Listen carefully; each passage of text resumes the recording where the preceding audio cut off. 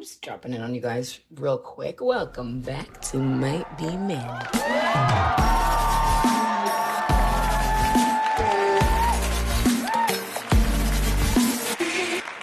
Guys, so I know I've been really preoccupied lately, and I have stuff that's been going on, but it's stuff that it is bad. It's unarguably bad.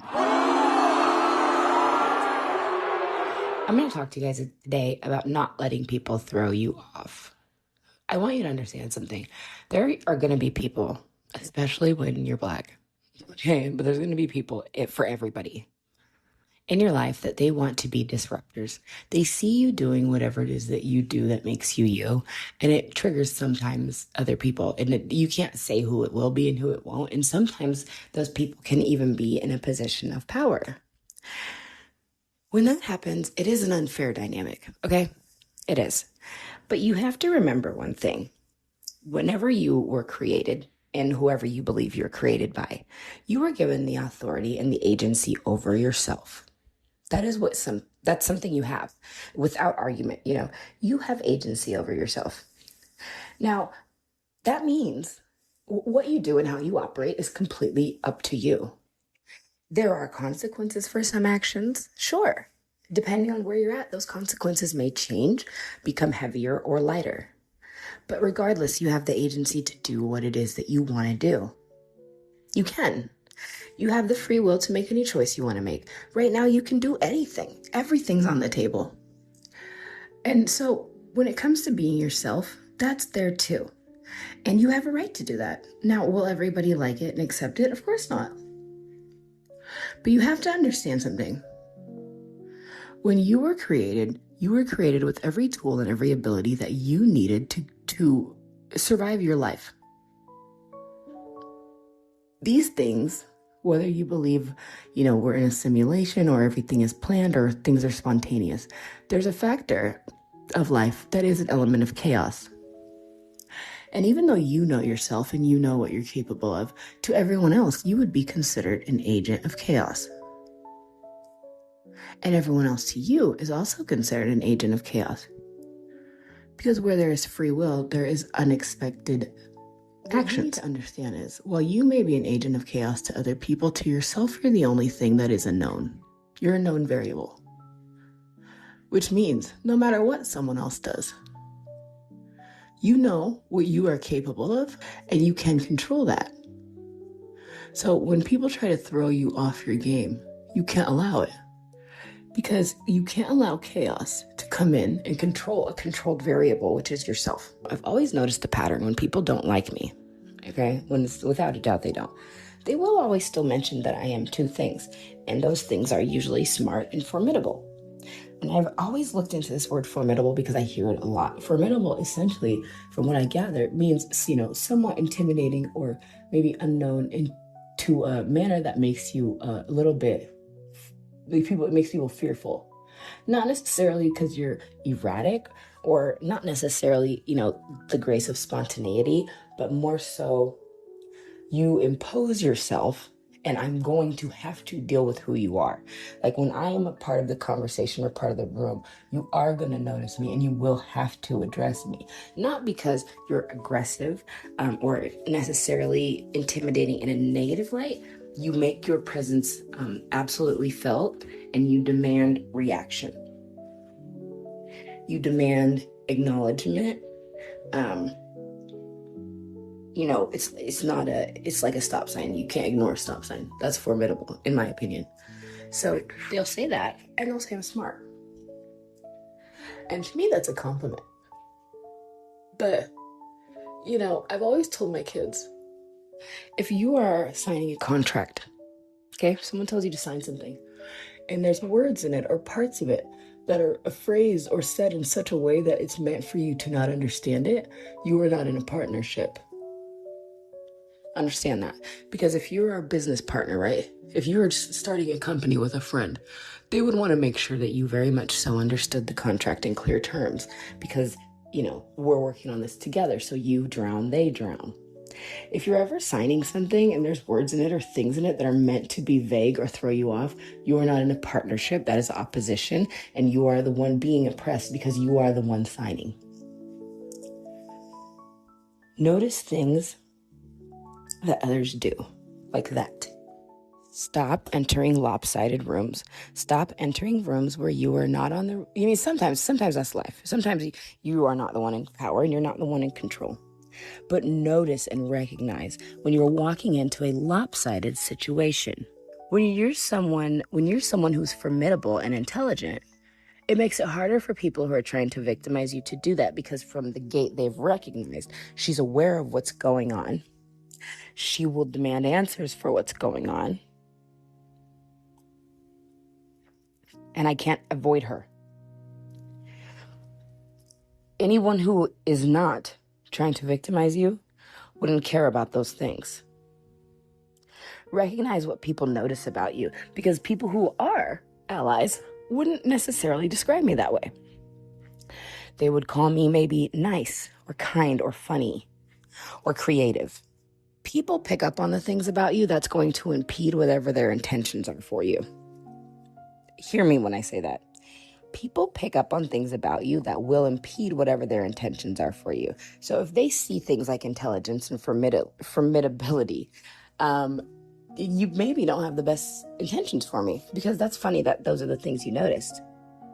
I thought maybe you would notice that I'm responsive or communicative, but that's not what they're saying. So the traits you pick up on about me directly tell me what you were looking for in me. So you're usually used to preying on the unintelligent and the, meek. Usually bullies are, so that's not too surprising. When you have agency over yourself, you can decide how you present yourself. When you have enough wherewithal and self-acceptance, what comes with self-acceptance is, knowledge of self.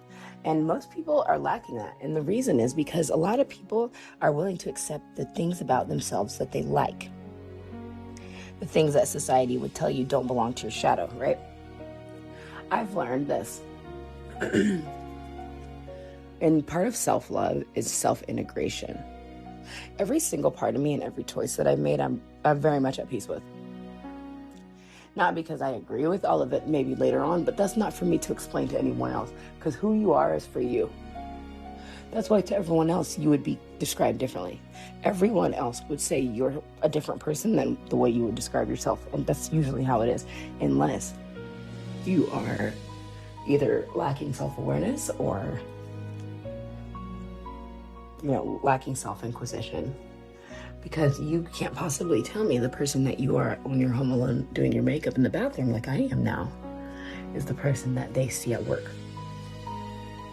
If it is, you may be one of the NPCs they're talking about. When I was able to learn to integrate myself into the world is the day that I realized that I was okay with who I am. That was the day when life started giving things back to me. Because I stopped saying, how do I fit in? And I started saying, every situation I go into, I'm going to be whatever version of me can benefit and get a lesson or get the most of this situation and actually, receive something out of it. You got to squeeze the juice out of life. And in order to do that, sometimes you have to show up as a juicer. Because if you show up as a grinder, you won't get what you needed. Wow. If you think of it that way, any situation you go into in life, don't say, okay, I'm going to be myself and they'll just accept me. That's not true. Because the person that is yourself is subjective, but only when you are referring to yourself. Others may say you're somebody else. Wait a minute! Who are you? And a lot of times, have you ever been meeting someone and they get a bad impression of you? We are who we are, and it hits people differently. Sometimes you take a picture and, the glare hits somebody's glasses and it's just the wrong way. But they might look good from somebody else's camera. You don't have that much control over what others perceive your agency as. Because it's not that that's how you came off. It's that those are the things they picked up on because their purpose for you was detecting things like that. You make me nervous. Y'all the ops. I keep telling y'all. Y'all are the ops.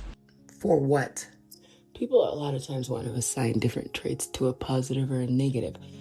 When it comes to myself, there is no bad parts of me. If you had to pick, what's better, the top of a circle or a bottom? A circle is a circle, and it is a circle because it's complete.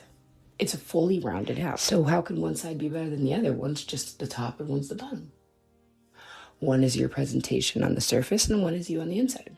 One is you when you're alone. One is you around friends. One is you around your mom. One is you around your most controversial buddy. Does that make you a bad person when you're around them?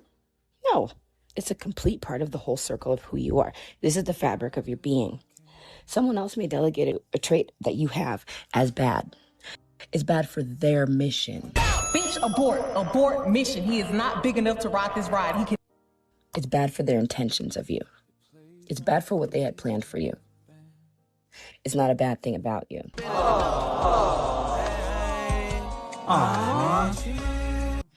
Why did you hand me a wrench when I needed a butter knife? It doesn't mean a wrench is useless. It's useless for me buttering my bread. So when people, meet someone and they don't prefer them, you're taking something very personal when you don't know what their intention was for you. You have traits that do not match what they had decided that you were going to align with in their life. What does that actually have to do with you?